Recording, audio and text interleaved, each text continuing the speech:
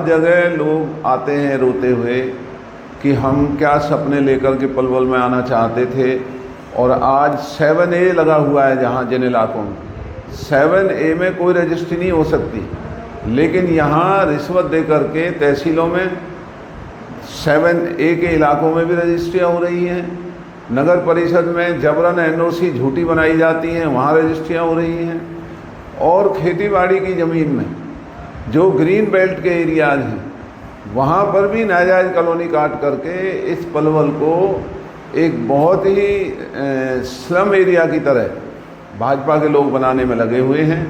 पहले नाजायज़ कॉलोनी काटते हैं, फिर सरकार से उनको मंजूरी दिलाते हैं। ये एक मुख्य धंधा बीजेपी के इन गरीब विधायक और मंत्रियों का है जो अपनी गरीबी और भूख को मिटा रहे हैं। पूर्व मंत्री करण सिंह दलाल ने एक बार फिर से लाइन पार इलाके में काटी जा रही अवैध कॉलोनी के खिलाफ जोरदार हमला बोला है। उन्होंने कहा कि कालो नजर शहर का होलिया बिगाड़ रहे हैं।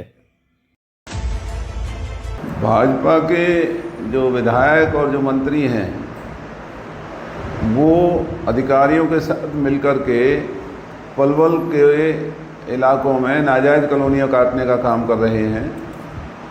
जिस पलवल को मैंने ज़िला बनवाया और जिस पलवल को ज़िला बना करके मैं हरियाणा का नंबर 1 ज़िला बनाना चाहता था, और 2009 में मैंने नाजायज़ कॉलोनियों को रोक करके चुनाव हारना मंजूर किया।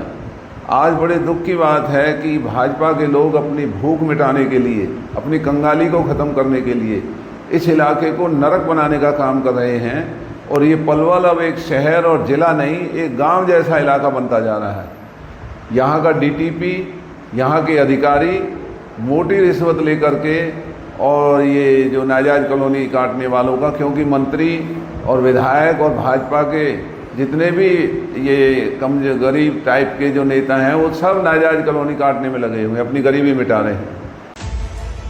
सुना है कि अब क्योंकि पलवल गुड़गांव के नज़दीक है, पलवल और फरीदाबाद में कोई जगह है नहीं, तो मैंने सुना है कि भाजपा के कई सांसद, कई मंत्री और हमारे स्थानीय, चाहे वो मंत्री हैं, विधायक हैं, पार्टी के जो भी इनके जो नेता हैं, वो केवल नाजायज़ कॉलोनी काट करके और नाजायज़ कॉलोनी काटने वालों से मोटा धन ले करके और वो इस तरह की कॉलोनियों को बढ़ाने का काम कर रहे हैं। आने वाली पीढ़ियाँ इस इलाके की इन्हें माफ़ नहीं करेंगी जो ये इस तरह का ये गुनाह इस पलवल के इलाके में कर रहे हैं।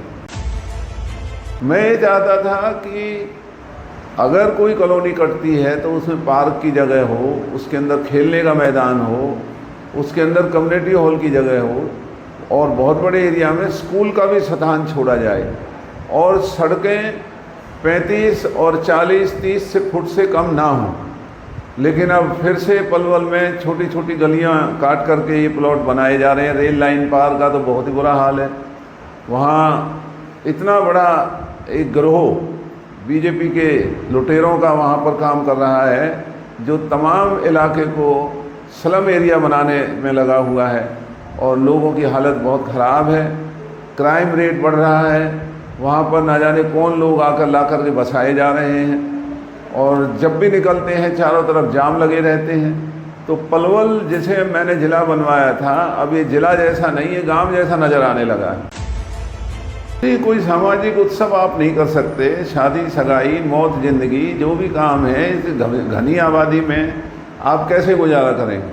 और अगर आग लगती है या कोई बड़ा आयोजन होता है वो तो संभव ही नहीं है।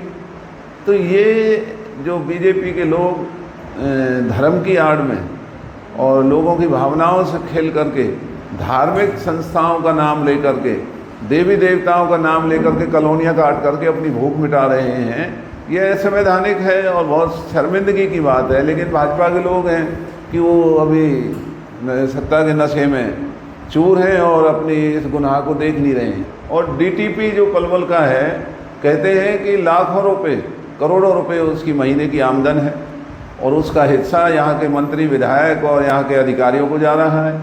लेकिन नुकसान हमारे आने वाली पीढ़ियों का हो रहा है, और पलवल के इलाके को स्लम एरिया बनाने का बीजेपी काम करने लगी हुई है।